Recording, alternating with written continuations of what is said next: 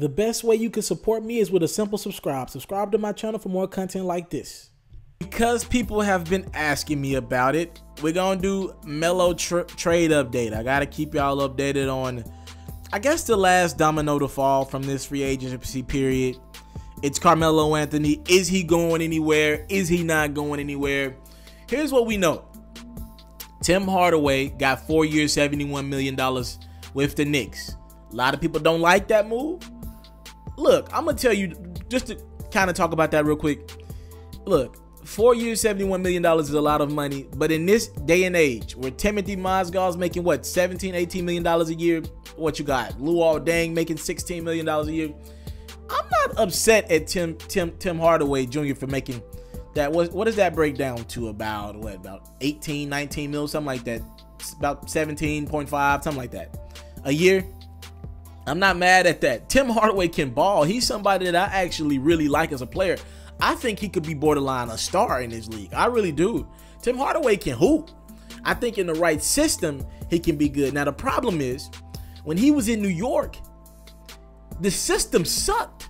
So we got in Atlanta with Budenholzer, who's great at running systems for good players, not great players. He's really good at running systems for a lot of good players on one team. Hardaway was able to expand his game. A lot of people are upset because I believe this is how it panned out. You lost Tim Hardaway, and Tim Hardaway turned into Jaren Grant, and Jaren Grant turned into Derrick Rose. And now, essentially, Derrick Rose, you renounced his rights, and now he's going to go probably sign with another team. Turns back into Tim Hardaway, so it feels like you're going in one big circle and you're not making any progress. I get it. That is kind of beating the... If it didn't work in New York the first time, it probably isn't going to work now. I will say this, Tim Hardaway's a better basketball player overall now than he was a couple years ago. But, I mean, from a winning standpoint, it's probably still not going to work out. I heard him and Carmelo Anthony don't get along. I don't know if that's true, but I've heard that a few times that they don't get along. And this could be New York trying to force Carmelo out of there. This could be them trying to force him out of there and expand the teams that he would be willing to get traded to. Remember, Carmelo Anthony has a full no trade clause. So if he doesn't want to go to the team, he doesn't have to go. Right now, we know for a fact that he'll go to the Houston Rockets or the Cleveland Cavaliers if the New York Knicks can work out a deal with either of those teams. Carmelo has told the Knicks he waived his no trade clause. Other than that, the other 20-some-odd teams, he's not going there. So what the people believe that the Knicks are trying to, if they have to, they'd get worse. But they're really trying to get pieces like a Tim Hardaway that they know they don't get along with Carmelo Anthony, and they know it's not going to work.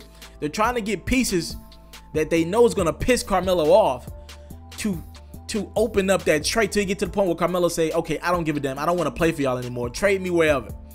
That's what a lot of people believe the Knicks are trying to do. Now, that's very risky for the Knicks because Kristaps Porzingis in the next year or two is going to be a restricted free agent. And, hell, he's going to want out of New York sooner or later. He's going to want out of New York. So, I think that's very risky, them risking their potential superstars' morale to get rid of an aging superstar in Carmelo Anthony. So we'll see how this goes. Tim Hardaway is a really good basketball player, and I actually think him and Kristaps Porzingis could be good together. But with Melo, it just doesn't mesh. It's just only one basketball. And where Tim Hardaway is heading, I think he'll be a third guy on a good team. I just don't know if him and Carmelo can mesh together because of their games. Tim Hardaway is good. I'm not mad at Tim Hardaway getting that money. I'm a big Tim Hardaway Jr. fan, right? But I don't know about Carmelo Anthony in the mix. I don't think that big three makes sense. It's not going to get you. If they couldn't make the playoffs last year, maybe they make it to the playoffs this year just because by default the Eastern Conference has gotten worse. You got teams like Atlanta who's probably going to fall out of the playoffs. You got teams like, I mean, the Eastern Conference is disgusting. The Bulls might not make the playoffs. Indiana's on the verge of not making the playoffs. So the Knicks should make the playoffs. If they want to keep Carmelo, they should be a 3 or 4 seed, as bad as the Eastern Conference is. But history has shown us that they still don't make the playoffs. They still didn't make the playoffs last year. There's no excuse. If we consider Carmelo Anthony a Hall of Famer in his prime, for his team not to be making the playoffs. So that's the update. Houston had been trying to work out a trade with Portland.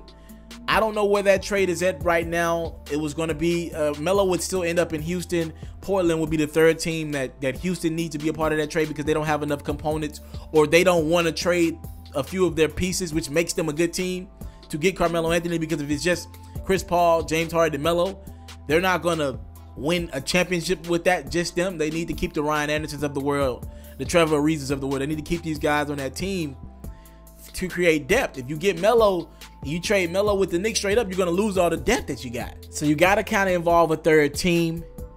That's what the Rockets are trying to do.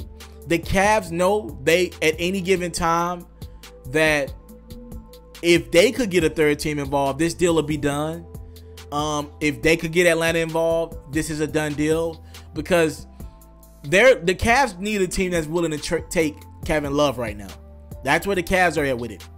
They have Kevin Love as their only tradable piece. I don't think a lot of teams want Tristan Thompson right now. I don't think he's what you consider trade bait. Shumpert and J.R. Smith, you never know what you're going to get out of them, especially if they're not playing alongside LeBron James. I don't think teams are going to want them, and teams understand that. I think Kevin Love is the piece.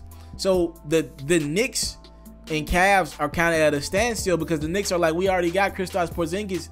Him and Kevin Love don't work together. And I'm with you. It doesn't work together. But he'd probably be the best player the Knicks can get out of a trade. But it looks like they don't want him. They're non-committal on anything involving Kevin Love. So for the Cavs, their whole thing is finding a team that's willing to take Kevin Love. Atlanta, again, has shown interest. Denver wanted Kevin Love. They were willing to work out a trade with Indiana and Cleveland for Kevin Love if the Cavs were going to be able to get Paul George in it. But that trade, Indiana wasn't going anywhere with that trade. So Denver went on and they signed Paul Millsap. So they don't have the money anymore, nor the need for Kevin Love. So now you look at that market for a power forward of Kevin Love's stature, it's probably just Atlanta right now. Atlanta's the only team that's really shown interest in Kevin Love right now. So that would need to be a 3-team trade. I don't know if that's going to work out. Now, what could happen is, here's the last thing. Melo could just get fed up and be like, look, I don't want to play for y'all anymore. Now, he's still under contract. He could just say, look, I want to get me the hell out of here. I don't want it to be up in the air. I don't want it to be sugar-coated. And this is what I think Melo should do. I think Melo should be like, get me the hell out of here. I don't want to play for the Knicks anymore. I'm tired of this. But that's not Melo's character. That's not in his DNA. That's not who he is. He's probably just going to remain quiet, stay humble. Lala said that he's just literally his name. He's as mellow as he could be about situations.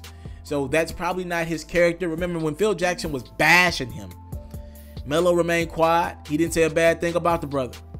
So he's probably going to remain quiet. I don't think that's the right thing to do for his career, but he's stable in New York. And who am I to tell that brother that he should leave New York? I think from a career standpoint, he should. But if he's comfortable, his kid's there in New York, he's trying to work his marriage out, who am I to tell him to leave? We tell people they work all their lives to create situations where their company can't release them or fire them or trade them or do whatever it is. And he's worked his life for that, and he now has that in his career. In this contract, he has a no trade clause. So if he doesn't want to go anywhere, if he's just cool with not winning championships and collecting his paychecks, New York is the place for him. So that's what it boils down to. If Melo wants to get traded, Melo could say, look, I'm done with this. Get me the hell out of New York. And I'm pretty sure the Knicks would love to trade him. Because if you're the Knicks, you still need to move on from Carmelo Anthony. I know Kristaps likes Melo, but the team ain't going nowhere with Melo. Like, Melo is in his prime, and he can't make the playoffs. He cannot be the #1 guy on your team. Period. I know there's a lot of Melo fans out there, and I love Melo as a person. Really good brother. But y'all can't ignore the facts. The Knicks are barely making the playoffs, and they had enough help last year. In years prior, I've always heard the arguments, I didn't agree with them all the way, that people was like, nah, bro, Melo just ain't got enough help. And a couple years in New York, when Phil first got there, they didn't have enough help. Last year, Melo had Derrick Rose, who was averaging, what, 17, 18 a game, still putting up decent numbers. Kristaps Porzingis, who a lot of us believe is going to be a superstar. He's going to be close to Dirk if he can stay healthy. You had Joakim Noah for most of the season. Courtney Lee's of the world. Y'all had enough to make the playoffs in the East. Not I ain't even say get further than that, but just to make the playoffs. And we've seen with Carmelo as the #1 guy, it's not going to work out. So the Knicks need to move on from Carmelo. The question is, does Carmelo want to move on from the Knicks? That's the big thing right now. That's the update. I want to salute you, homie, you know, for building your own thing and doing your own thing, creating your own platform, your own website. I got one life to live out my dreams, and I'm giving this thing all I got. I interview celebrities. I talk sports. I represent the culture. Right now, you're turning up on itsmrtaliaferro.com, shawty.